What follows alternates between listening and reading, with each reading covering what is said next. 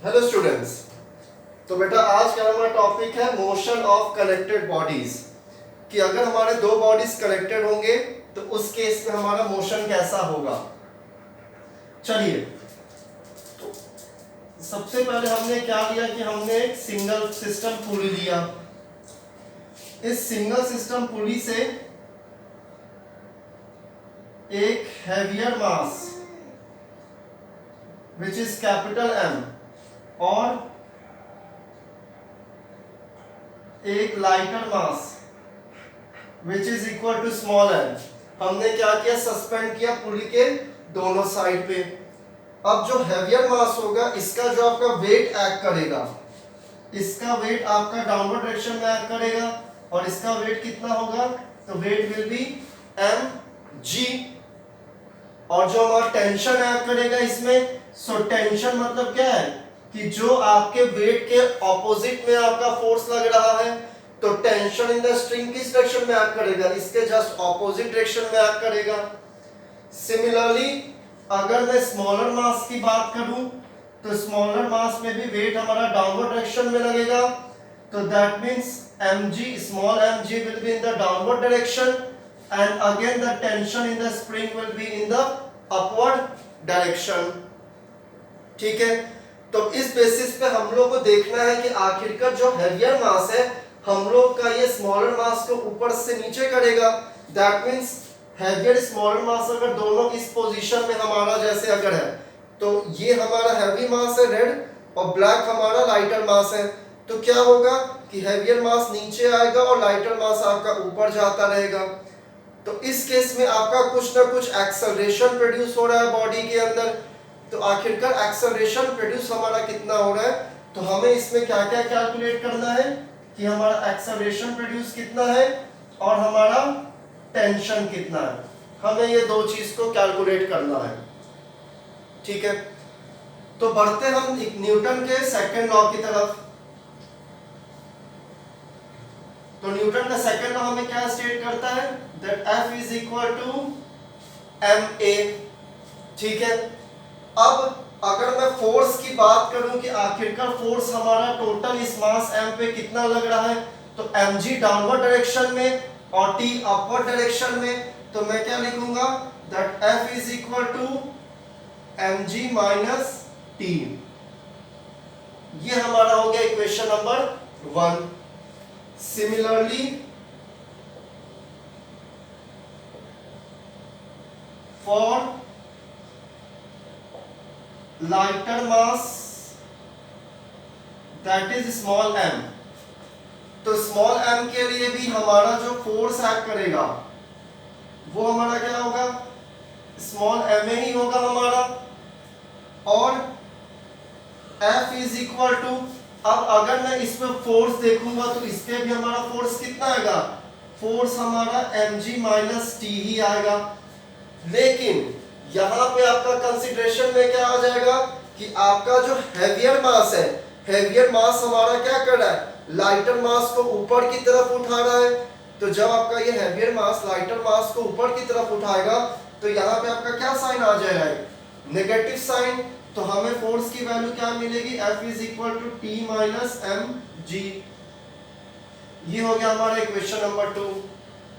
अब अगर इन दोनों इक्वेशंस को अगर मैं एक साथ लिखूंगा तो यहाँ पे फोर्स हमारा क्या था, तो Ma is equal to M ji minus T और यहाँ पे small ma is equal to T minus M G.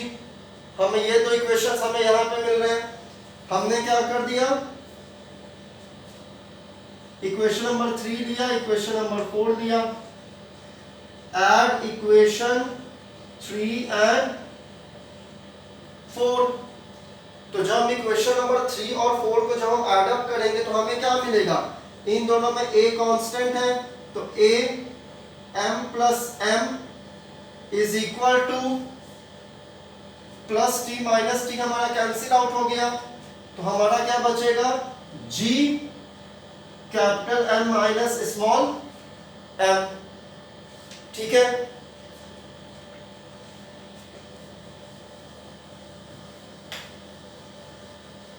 तो हमें इक्वेशन हमें लास्ट में क्या मिला, that is a M plus M is equal to G M minus M. तो हमें एक्सेलरेशन कैलकुलेट करना था, तो acceleration is equal to G M minus M upon M plus M. ठीक है, तो दैट मीन्स बॉडी में आपका एक्सेलरेशन प्रोड्यूस कितना होगा, तो acceleration produce will be equal to capital M minus small m upon capital M plus small m multiplied by g. तो हमने हमारा एक्सेलरेशन हमने कैलकुलेट कर लिया है। अब हमें टेंशन कैलकुलेट करना है कि टेंशन इन द स्ट्रिंग आखिरकार हमारा कितना हो रहा है, चाहे वो टेंशन यहाँ पे हो या वो टेंशन यहाँ पे हो, क्योंकि आपका जो रोप है आपका दोनों सेम मटेरियल से बना हुआ है, मतलब जो रोप को आप यहाँ पे यूज कर रहे हो सेम रोप को आप यहाँ पे भी यूज कर रहे हो। तो हम लोग का अगला अप्रोच होगा कि स्ट्रिंग में हमारा टेंशन प्रोड्यूस कितना है, उस टेंशन को कैलकुलेट करने का। तो हम साइड में फॉर्मूला लिख दे रहे हैं कि हमें एक्सेलरेशन हमें कितना मिला है, तो capital M minus small m upon capital M plus small m multiplied by g. तो ये हमें एक्सेलरेशन का मिला। अब हम कैलकुलेट करते हैं टेंशन। तो अगर ध्यान से अगर आप देखोगे इक्वेशन नंबर 3 और इक्वेशन नंबर 4 को अगर मैं फिर से यहाँ पे लिखूंगा, तो इक्वेशन नंबर 3 हमारा क्या था, capital M a is equal to M ji minus T और small m a is equal to T minus M g. यही थे हमारे इक्वेशन नंबर 3 और इक्वेशन नंबर 4। हमने क्या कर दिया,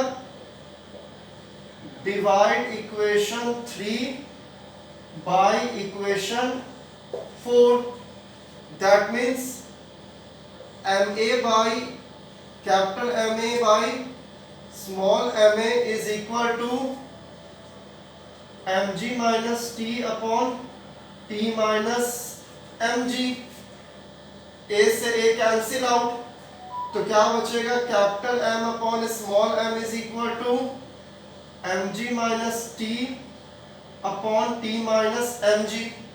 क्रॉस मल्टीप्लाई किया तो M T minus M G is equal to M ji minus T.